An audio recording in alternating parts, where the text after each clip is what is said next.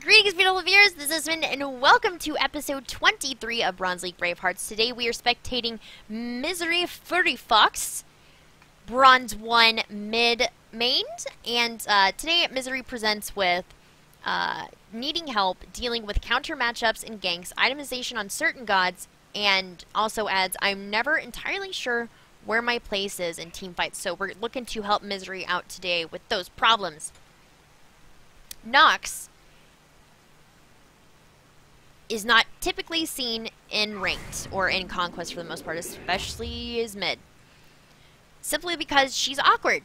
She is at a very strange place, and I think the people that can play Nox well understand her better than anybody else, because I'm the same way with Alparsh, and I've talked about this before, but it's just sometimes it's not those super strong gods, and they're just kind of awkward, and there's no real understanding of how to maximize the god, and you just kind of leave it alone. But there's a small percentage of people that get that one god, that they get it and they play it really well. And I'm assuming since you're diamond that you have a little bit of an idea on how to play it, how to play her. Nox is crazy slow with clear. Her second ability, Siphon Darkness, only comes up every 15 seconds, and I was just explaining to chat that every 30 seconds you have a brand new wave to deal with. Oh, we're starting Purple Pot and Soulstone. Oh my goodness. This may actually be the right way to do it. Only problem is, I hope you get your dash seconds. I know you should probably get your Shadow Lock, but still. So since Nox isn't typically used in game at all, she can actually use that against the enemy, because the enemy probably won't know how to deal with a Nox. So these kind of off color picks can really work out. Okay, they kept the damage in there. Very nice leash.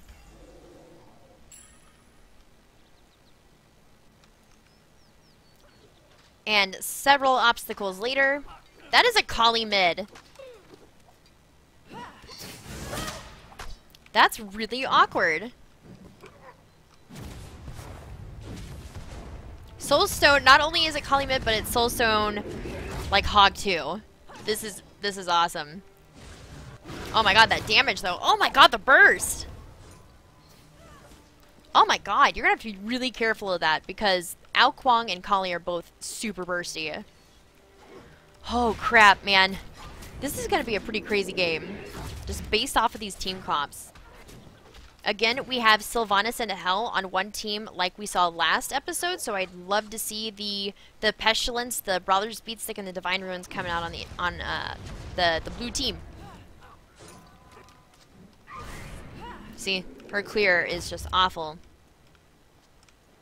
Kali backed.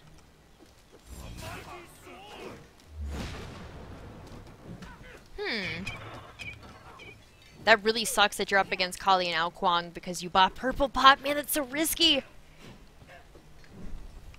Now, typically, I do not like Soulstone on mages as a starter item. I do not think Soulstone fulfills any of the mage weaknesses at the starting levels, which is why you have a starter item. It's why you purchase a starter item, is to kind of buffer your initial weakness in the game.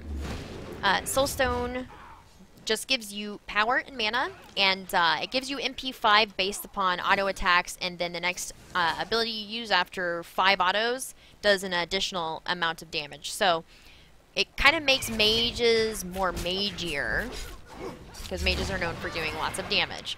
Now, I could see the thinking here with Soulstone on Nox, because it takes a really long time for her second ability, Siphon Darkness, to detonate.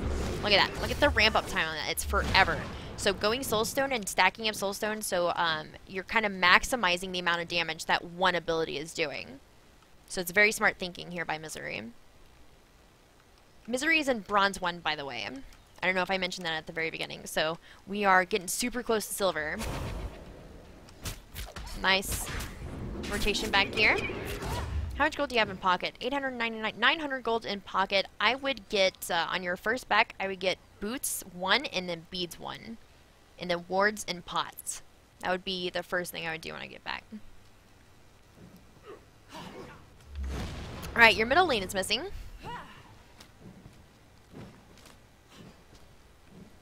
And your team's just gonna have to deal with it. I mean, you are level 5, but Kali's really kind of wasting her time. She missed out on half a wave, if not the entirety of this one. Yeah. Nope, may have made it for that last archer. But you guys now have the benefit of counter-rotating. Oh, the ultimate. Oh, it missed, but it should still have applied the dot damage. So if anybody dies, you should get the assist off of it. Oh, you're going to stay in there. Very nice. Unfortunate miss. Not a big deal. Missing skill shots is something that you just get better at over time. Everyone always asks me, Smitten, how can I better land my skill shots? And I always say, well, try to anticipate your enemy's actions faster, but that's only going to take you so far. Sometimes it comes down to just how it is that you're aiming. Whenever I started playing this game for a long time and kind of really committed to it, I used to play with instant cast. Instant cast, what it does is whenever you press 1 through 4 for your abilities, it will go off immediately without really any clear targeter that you would normally see if you had normal cast. And it works for certain abilities and certain gods, and it really comes down to personal preference. But I keep most of my stuff on normal cast, and sometimes just changing up the casting type can help you. I kind of use instant cast as a way of learning how to predict things, if that makes any sense. Because I had to be absolutely sure that whenever I used it, that it went where I needed it to go. And now that worked for me, but maybe not for you.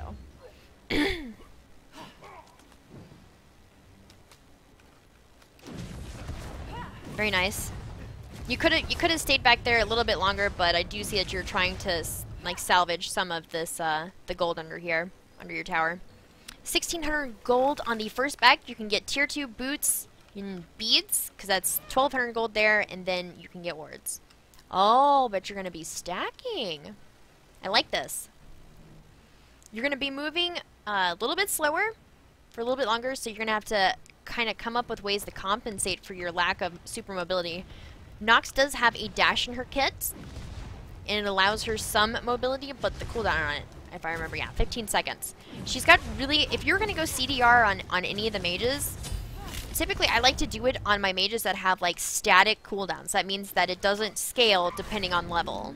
So you'll see here, cooldown 10 seconds, like standard, 15 second cooldown standard, 15 seconds, and then 90 seconds. But that's me personally, and I like to play bursty. Or CDR, I like to play spammy, for sure. Unfortunate that he's deciding not to wait for you, so you can get the XP for that, considering you're just a tad bit behind Kali right now.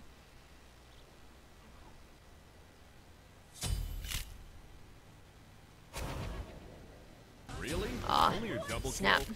Come on. Oh, we got some kills over here. Very nice. Very nice of the jungler to do that. Aw, he missed his teleport, though. That would have secured the kill.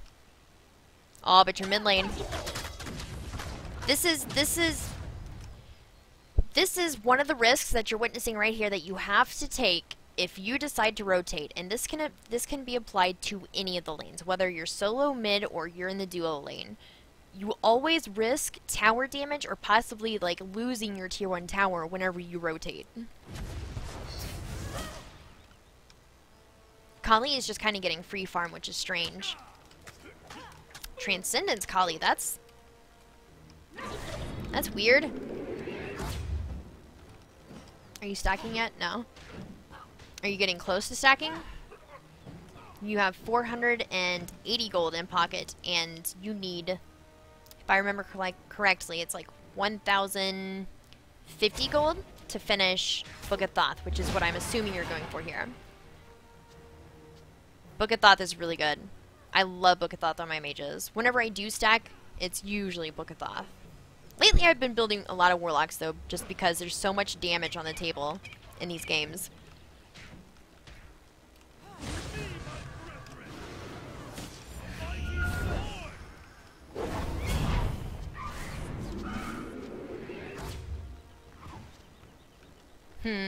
Nox's abilities are also at awkward distances. So whenever you're going to use them, since the cooldown is so high on them, I would wait as long as possible, or unless you're absolutely sure it's going to hit. Sometimes it helps if you guys just take a few moments, or just like a split second to aim.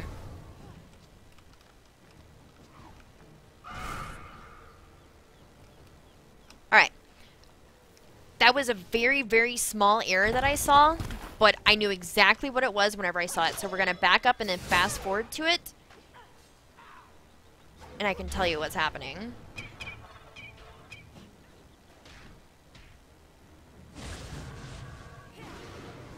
Okay, this is the ult.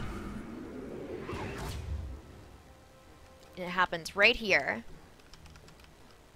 As soon as they're done fighting for those rights. Right here. Now, you have the ability to root him in place with your what is that, Shadow Lock. I feel like these should be switched. Siphon Darkness should be the actual ability, the line ability that keeps them rooted, that does the dot damage. And then Shadow Lock should be the other one. I don't know. It's whatever. GG high res. Okay, so in this instance, you had that one ability available for damage. And I see what you're doing here.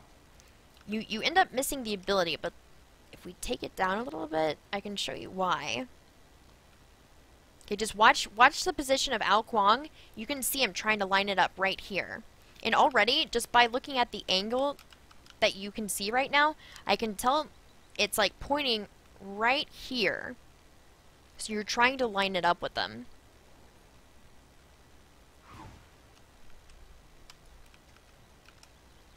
If you have it selected, it's pointing this way.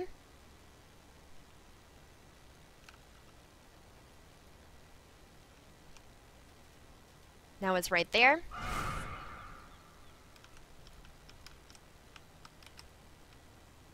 Okay. So what happened right there in that instance, and the reason why you missed that ability, is because it looks like you're having a prediction problem. Whenever you're trying to line up a skill shot, try to anticipate their path of motion.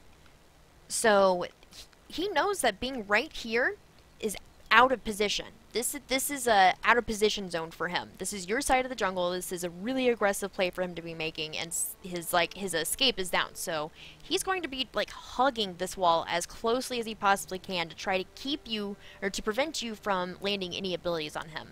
So while you're trying to land your skill shots, try to anticipate their path of motion. So he was going to just hug all the way up like this and then go back. As soon as it looked like he had any kind of clearance back to his tower, they're probably going to dive in towards the middle of the lane. So, knowing this, try to aim for their exit.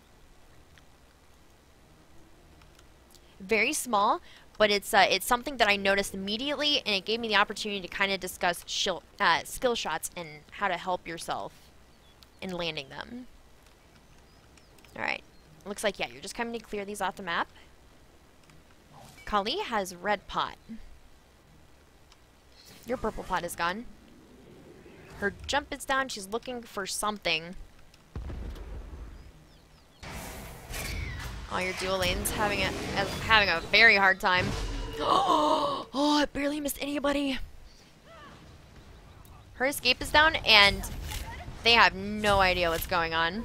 Alright, her jump is down. Get in on that. Yeah. Oh, almost got it.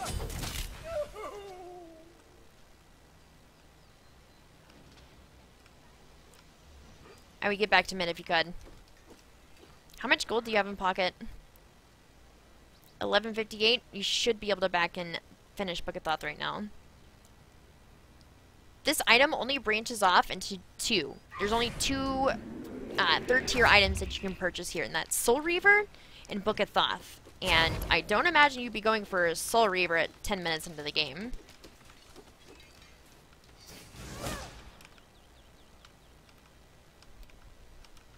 I would back. You're very, very low on mana.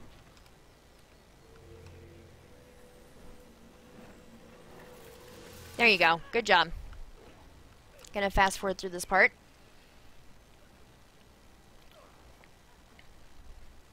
cool to look at this map stationary. No real need to use the ult there. She's gonna get your tower.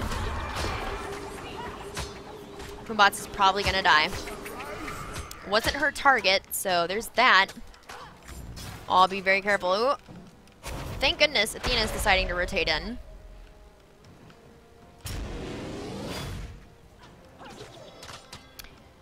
I think the most uncomfortable part about Nox is her ultimate, to be fair. Like, her wave clear is awkward, but it's like, it's doable. Like, you can work around that. It's her ultimate, I think, that makes her really, really awkward. She's CC immune, which is awesome. But it looks, the ability looks fantastic. It looks like it's gonna do, it looks like a giant black hole, like, coming towards your face. Like, it should be doing a ton of damage. Alright, what are you doing right here? Your red's up. You have lots of stuff to farm. It is a Soul Reaver. That's weird. Why would you go with Soul Reaver?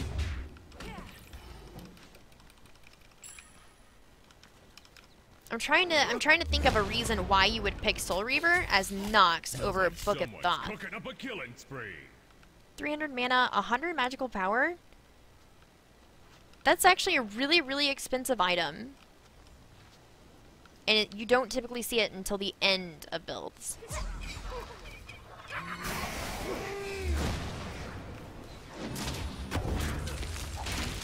Oh, unfortunate. Do you have beads? No, you don't have actives yet. Ao Kuang's here to clean you up. Unfortunate. That would have been a great time to use your ult if it looked like he was going to come in and ult you. I'm still really, really curious about this Soul Reaver. So you opted out. Okay, I can understand you opting out to not buy boots if you're going to go in a stacking item. Like, that makes complete sense because the stacking items for mid mages are really expensive. Like, Warlock Sash is like 28.50 total, and Book of Thoth I think is just like 26 or 2700 gold for the complete item, and that's before you even get to stack. And typically you don't start stacking until like 10 minutes as mid. Or even later if you go boots. If you're gonna opt out for... Okay, I'm sorry. Let me restart that thought. If you're going to choose to buy a stacking item over boots, or an item that looks like stacking over boots, like, understand that you have to be super efficient with your time because you're not getting around nearly as fast as the other mid laner is. Now, you have the unfortunate experience of Kali being the other mid laner. Kali mid is just, it's not standard or typical at all. Aw, that's unfortunate that he stole. See, it's so easy to kind of punish Nox because she doesn't have the CDR. In most cases, I recommend going boots first for mid, just because mid is such a rotation-heavy role. You move a lot, so you want to have the movement speed to kind of get it done a little bit faster. This is a bad position for your team to be in. Holy crap. Poor Athena. Just caught out the wrong time. Like, it's bad enough to have a fed Kali or a fed Ao Kuang on the enemy team, but to have both of them, that's unfortunate. Also, I always hark on this, but if you are going to play mid, and it's 6 minutes into the game, always get a tier 1 active. There you go. She's got beads 1 now. Ao Kuang has already finished Polly and Telkines. Transcendence on Kali, it's so awkward. Don't fight Kali. The time to fight Kali is not past the 13-minute mark.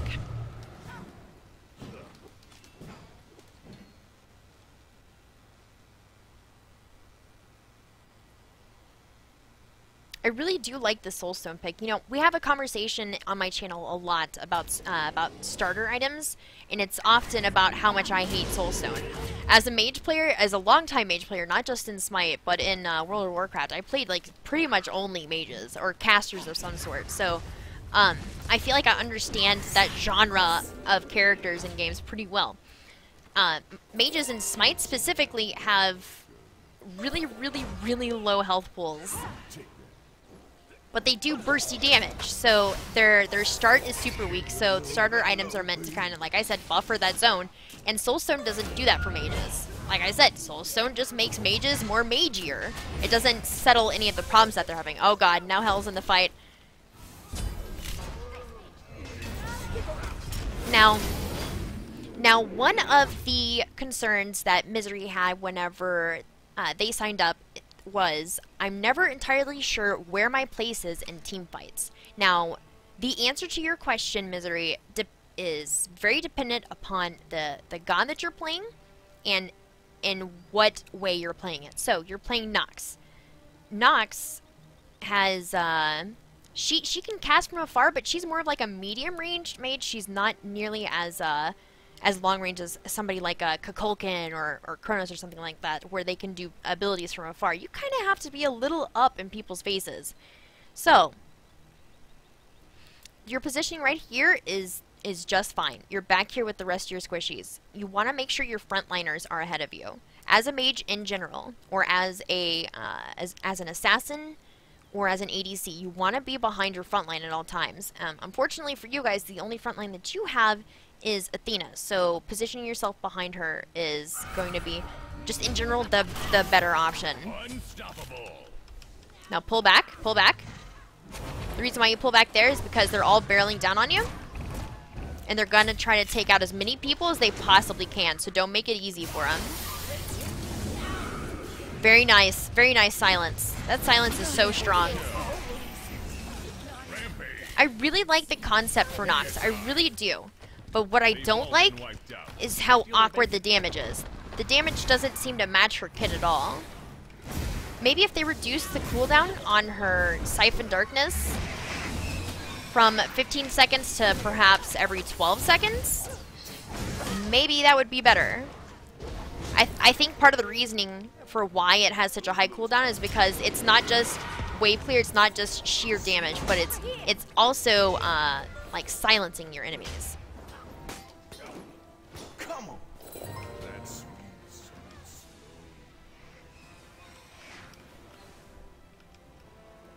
Yeah, 16 minutes is way too late to have boots not completed. It's one of the first items that you should get.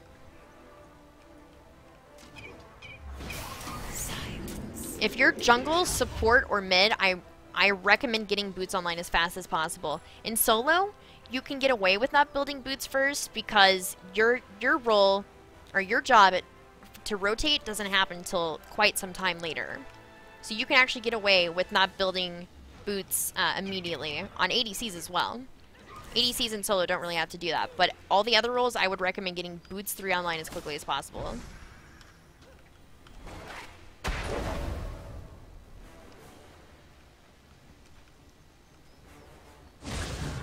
Okay. Your positioning right here is a little awkward.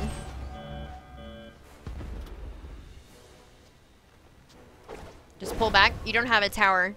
You don't have a tower.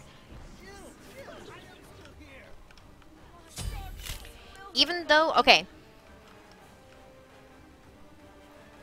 Try to think of these lanes. Let's think of things in territory, alright? So, follow my mouse cursor over here to the mini-map. Cut this map in half, and at the very start of the game, everything from the center up is their side.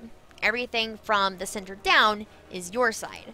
And the less towers that you have on the map, the further back that line is. So, you only have a tier 2 over here in your duo lane, but you have nothing in mid or solo. So, technically, this entire right side of the map is theirs. Like, they have full map control over here. And especially since they have Phoenix down.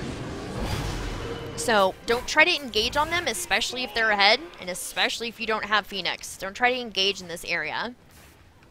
If all the towers are gone in mid and solo, don't try to fight in this area. It's going to be really, really easy for their team to just come in and secure your death. This should be a win here. Red team, honestly, could come in, DSI the team, and then just take down the Titan. They have a lot of damage and a lot of sustain.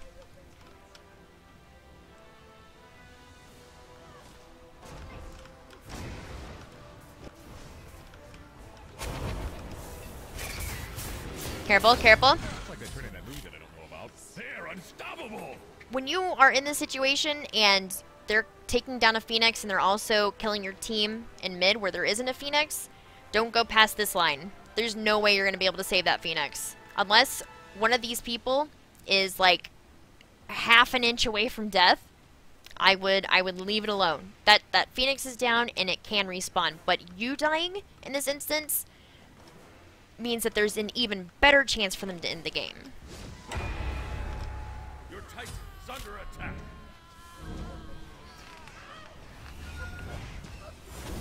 Two for the show.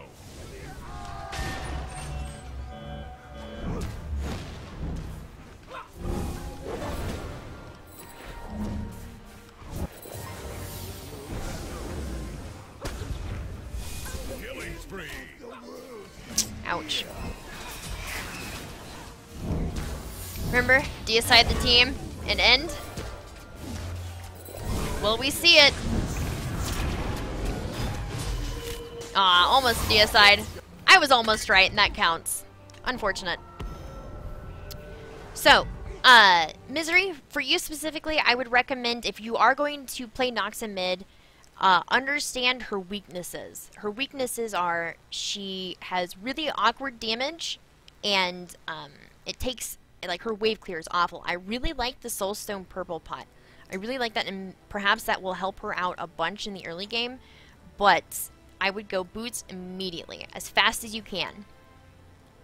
As fast as you can get them, the better off you're going to be. Also, remember to stay behind your front line. Your front line are going to be your Guardians and your Warriors. What else? What else did you need? Dealing with certain matchups. Honestly, Kali is not a standard pick in mid. You will rarely see Kali in mid. That Cheese comp, though. I hate it whenever, like, Cheese wins ranked, and it's because people don't know how to play against it. Also, Soul Reaver is typically an item that you don't buy until the end of the game, because it really doesn't provide you with anything other than that 100 magical power. If you want the 100 magical power, a much, much cheaper way of going about getting that is going with Bancroft's Talent. Bancroft's Talent is relatively cheap whenever you look at how much magical power is actually getting you. So if you're wanting the 100 magical power, then you can get it from there. Otherwise, I recommend Book of Thoth. Book of Thoth is really good. It takes a little ramp up time. But Chronos Pendant on her is going to be fantastic. Perhaps even Pythagorums, Pin Boots, and things of that sort.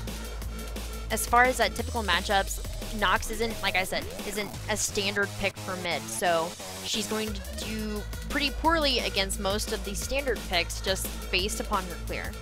Alright guys, that's going to wrap up this episode. Make sure to rate, comment, subscribe, and I will see you for episode 24. Bye guys.